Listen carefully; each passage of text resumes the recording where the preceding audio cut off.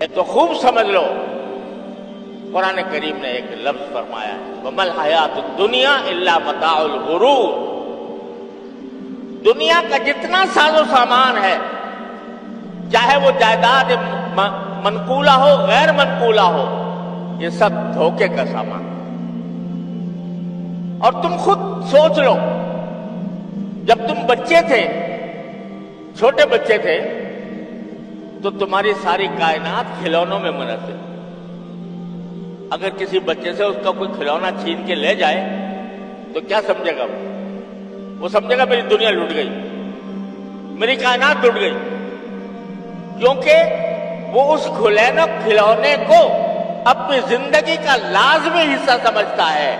وہ سمجھتا ہے کہ بغیر کھلونے کے میں جی نہیں سکتا، لہذا اگر کوئی چھین کر لے جائے تو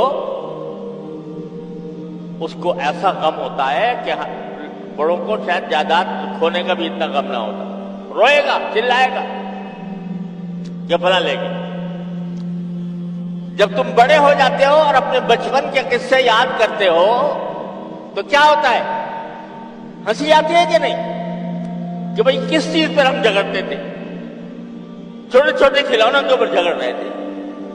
اب کوئی ہار گیا اور کوئی جیت گیا، اور جیتنے والا خوش ہو رہا ہے، مگن ہے، اور ہارنے والا جو ہے وہ رو رہا ہے کہ ہائے میں ہار گیا۔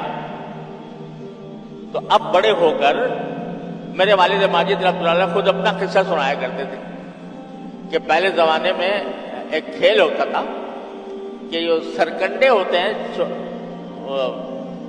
سرکنڈے وہ اس طرح کسی زینے پر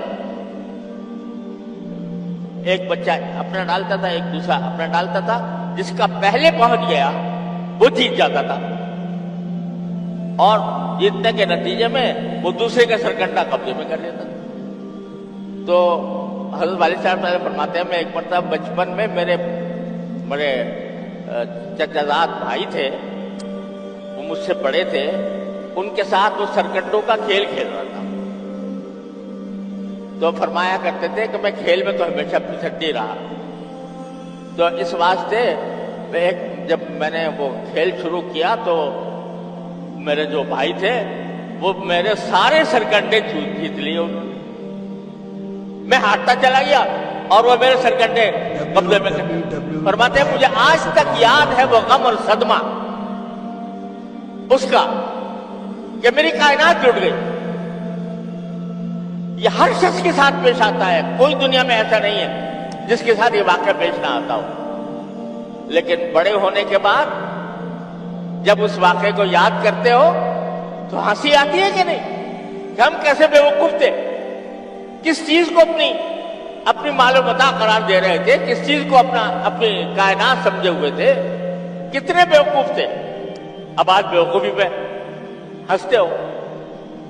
جب بندہ ذرا بڑا ہوتا ہے، جوانی کے ابتدا میں اس کو زیب و زینت کا شوق ہوتا ہے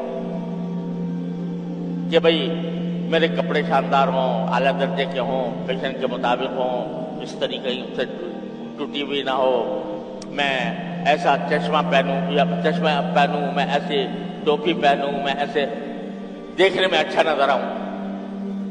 جب میری عمر کو پہنچ گئے تو وہ ساری زیب و زینت کا جو شوق تھا وہ فنا ہو گیا، اور اب بچوں کو جب اس میں وقت گزارتے ہوئے دیکھتے ہیں کہ وہ اپنے آپ کو زینت کرنے کے لیے اپنا وقت صرف کر رہے ہیں تو ان کے اوپر ہنسی آتی ہے، اور یہ معلوم ہوتا ہے کہ یہ اپنا وقت فضول ضائع کر رہے ہیں۔ قرآن کریم نے کہا انما الحیات الدنیا لعب و لہو و زینت۔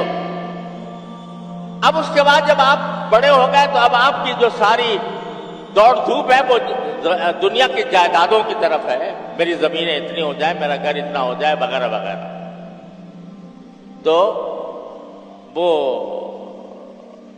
جب وہاں پہنچیں گے اللہ تعالی ہم کو عافیت کے ساتھ جنت پہ پہنچا دے، وہاں جا کر جب پہنچیں گے اور دیکھیں گے کہ ہم زمین جائیداد پر لڑا کرتے تھے، زمین جائیداد پر لڑا کرتے تھے، وہ زمین جائیداد وہاں جا کر بالکل ایسی محسوس ہوگی، بلکہ اس سے بھی زیادہ بے حقیقت، جیسے ایک بچہ کھلونے کو عزیز رکھتا ہے۔ تو چونکہ رسول کریم صلی اللہ علیہ وسلم وہ منظر اپنی آنکھوں سے دیکھ رہے ہیں کہ ایک وقت ایسا آنے والا ہے جب یہ بندے وہاں پہنچیں گے تو زمین جائیداد، مال دولت، ساری کی ساری چیزوں کو اتنا ہی بے حقیقت سمجھیں گے جیسے اب آپ تم بچوں کے کھلونوں کو بے حقیقت سمجھتے ہو۔ جو کچھ سنا گیا اللہ اس پر عمل کرنے والا اور آگے لوگوں تک پہنچانے والا بنائے۔ مزید اصلاحی بیانات کے لیے ہمارا یوٹیوب چینل ایمان و یقین کو سبسکرائب کریں۔ جزاک اللہ۔